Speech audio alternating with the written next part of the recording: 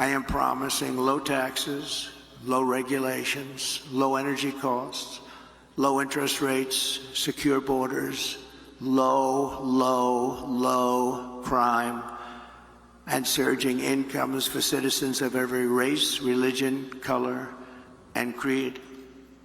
My plan will rapidly defeat inflation, quickly bring down prices, and reignite explosive economic growth. Well, that's that word again, growth. Love it. That was Mr. Trump at the New York Economics Club last Thursday. Now we're going to bring in Utah Senator Mike Lee. It's a great pleasure to see you, Senator Lee. Thank you for doing this. I mean, in some sense, what you just heard from the Economics Club, I mean, he covered the waterfront. My question to you, I mean, I want to visit with you on this issue. How does he do it in the most effective way, Senator Mike Lee? Where does he start? How does he tackle her flip-flops? What do you want to see him say? What's your perspective on tonight's debate? The key tonight is going to be contrast, show contrast to the American people, the stark contrast between what President Trump offers and what Kamala Harris wants to do. This is an incredibly important debate, Larry, because remember, the last presidential debate we had just a couple of months ago was one of the most significant in U.S. history because it ended the candidacy of Joe Biden. This debate tonight can also be important because this is where Donald Trump can show the stark difference. We've got Donald Trump who wants to create economic growth, who wants to put power back where it belongs in the hands of the American people. And you've got Kamala Harris, who basically is someone who believes in the Green New Deal policies that would kill economic growth in America and kill jobs by the millions. Free abortion on demand. She wants to give health care to illegal aliens. She wants to increase the size, scope, reach, and cost of the federal government in every way, and in a way that would kill American innovation and job growth. The contrast couldn't be starker. And that's going to be Donald Trump's challenge tonight, is to bring that contrast out. Senator Lee, how much, I mean, he needs to hold her feet to the fire, as you've been discussing. You just raised a whole bunch of them. She said all these ultra-liberal, ultra-progressive things down through the years. And then she spent the first month or two of her short candidacy denying that either denying she said it or denying that she means it when she used to say it. How's the best way for Mr. Trump to get that point across without losing his audience?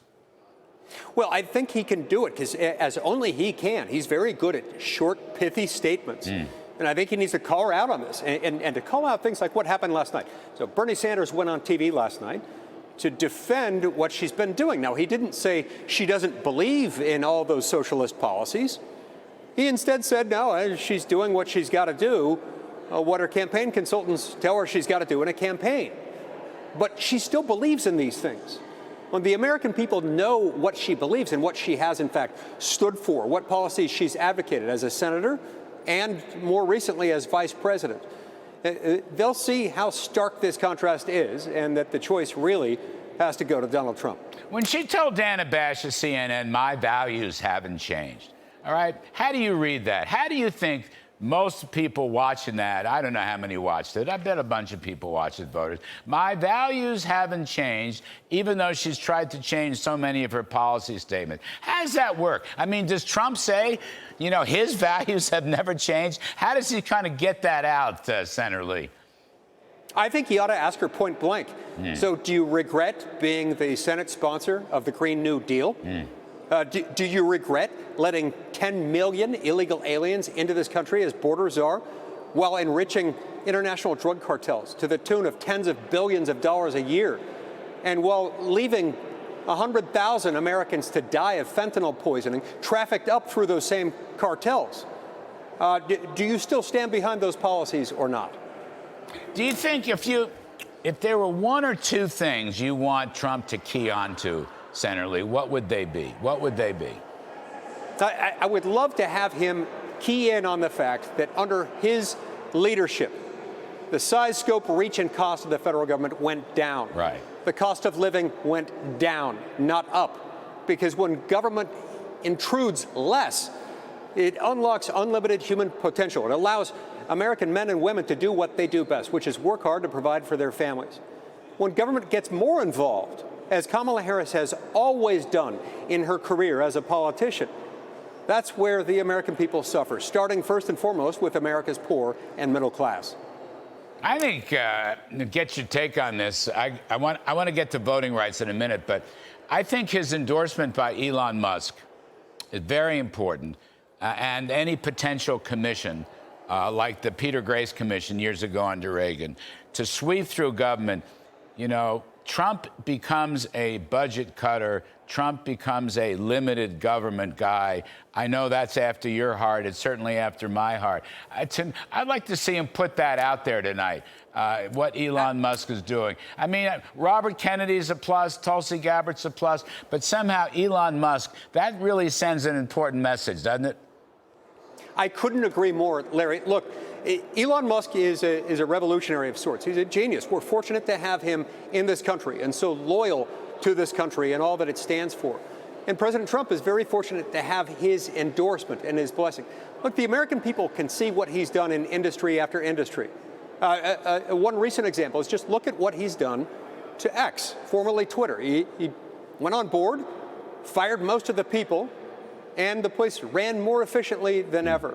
He can do that, as he has done in business after business that he has run, by getting rid of waste, fraud, and abuse. And as you know, Larry, in the federal government, it's a target-rich environment. I look forward to watching the operation of his Department of Government Efficiency, as he's sometimes described it, because with him running that effort, Donald Trump's going to do amazing things. I know, it'll be the most fun anyone's ever seen. Last one, Senator.